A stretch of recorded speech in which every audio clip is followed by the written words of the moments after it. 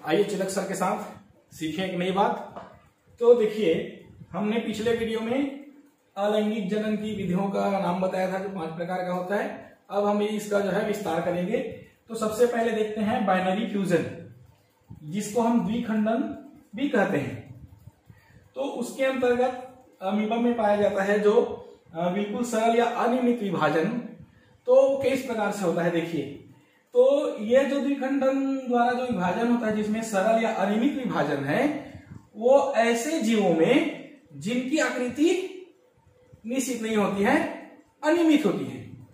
ऐसे जो है जीवों में क्या होता है, जिनका केंद्रक जो है लंबवत विभाजन करता है और ये किसी भी जगह से उसके मातृ कोशिका जो है एक मेच्योर जो कोशिका होता है उसके किसी भी जगह से जो है कर्व बनाना, खांच बनाना शुरू कर देते हैं और धीरे से फिर उसका कैरियोकाइनेसिस होता है और केंद्रक का विभाजन होता है और इस प्रकार से ये 2 न्यूक्लियस और ये विभाजित होकर जो है नए संतति कोशिका का निर्माण कर लेते हैं।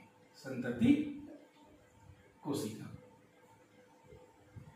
और ये हमारी कौन सी विधि, मातृ कोशिका। तो इस प्रकार से कितने बन रहे हैं, 2 बन रहे हैं ना। एक मेच्योर अमीबा है, एक मातृ कोशिका है, उससे 2 संतति कोशिका का निर्माण हो रहा है। इस आधार पर इसे द्विखंडन द्वारा विभाजन कहते हैं। और चूंकि ये कोई फिक्स नहीं है कि किस हिस्से से इनका जो है कर्व का निर्माण होगा, इसलिए इसको अनियमित विभाजन भी कहते हैं। इसी में द्विखंडन में और विभाजन होता है, उसको भी समझते हैं। तो देखें, द्विखंडन में पहला हमने अनियमित विभाजन देखा, दूसरा लंबवत विभाजन होता है जो कि यूग्लिना में पाया जाता है। और इसी प्रकार से पैरामीशियम में विभाजन पाया जाता है, जो जिसको हम अनुप्रस्थ विभाजन कहते हैं, जो कि जो मातृ कोशिका होता है उसके शरीर के लंबवत जो है वो क्या करती है, विभाजन करती है। किस प्रकार से, तो हम देखें पैरामीशियम में तो 2 केंद्रक पाए जाते हैं। ध्यान रहेगा ना कि पैरामीशियम में 2 केंद्रक पाए जाते हैं, एक को मैक्रोन्यूक्लियर और दूसरे को माइक्रोन्यूक्लियस, मतलब गुरु कोशिका, गुरु केंद्रक और लघु केंद्रक। गुरु केंद्रक और लघु केंद्रक कहते हैं। देखिए, आपको स्पष्ट दिख जाएगा जब देखेंगे तो कि एक बड़ा साइज में होगा, एक उससे समय छोटा साइज में होगा। तो यही फिर क्या करता है, विभाजन के द्वारा ये 2 स्वतंत्र जो है उत्तरी पैरामीशियम का निर्माण कर लेता है। तो ये भी जो है एक जो मातृ कोशिका है वो स्वतंत्र 2 उत्तरी कोशिका में विभाजित हो रही है। इस कारण से ये भी क्या कहलाती है, द्विखंडन द्वारा विभाजन। तो ये हुआ बाइनरी फ्यूजन। अब देखते हैं अगला। तो प्रजनन की, अलैंगिक प्रजनन की विधियों में हम दूसरा देखना है बहुखंडन विधि।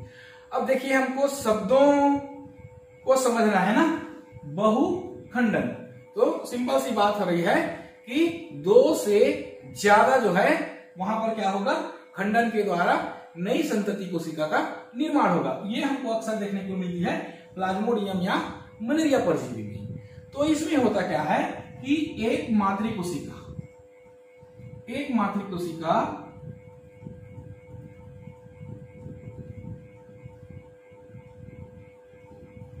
अब ये जो है 2 अवस्थाओं से क्या होगी, गुजरेगी, जिसको हम बहुविखंडन और स्पाइरोगिनी कहते हैं। तो उन अवस्थाओं से गुजरने के बाद ये इस प्रकार से केंद्रक बनाना शुरू कर देंगी। ये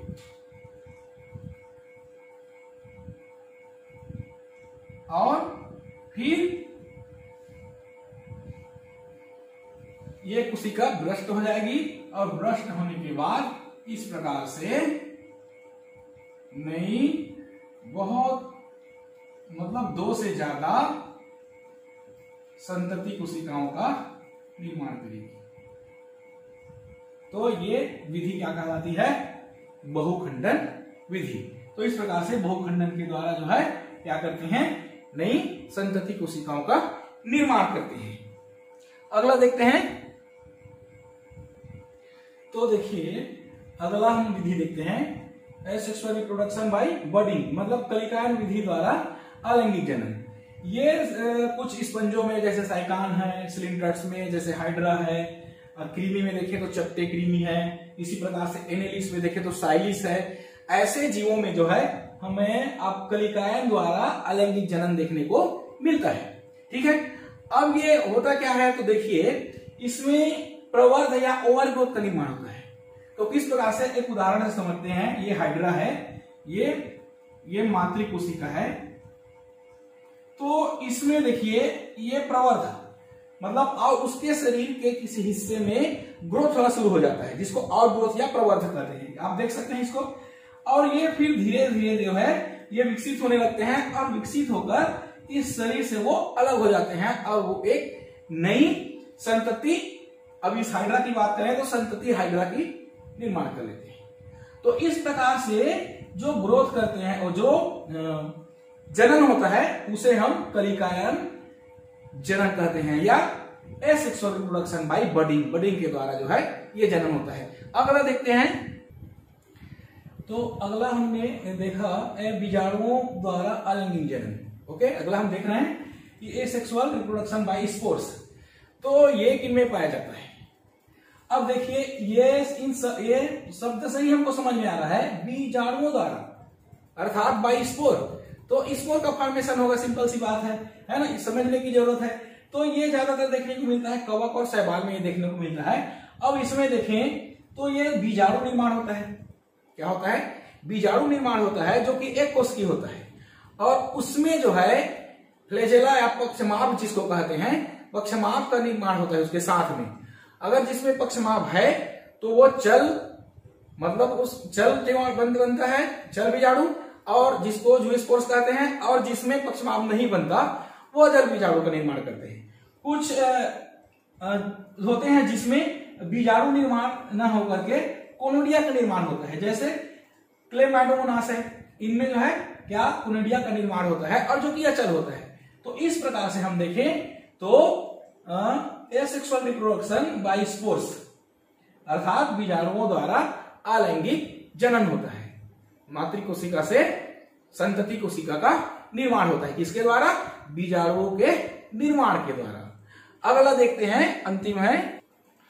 तो अगला अंतिम जो हमारा विभाजन है अलैंगिक विभाजन खंडन के द्वारा। अलैंगिक जनन जो है खंडन के द्वारा सामान्यतः रिक्सिया है, मार्केंसिया है या स्पाइरो वगैरह है, इनमें पाया जाता है।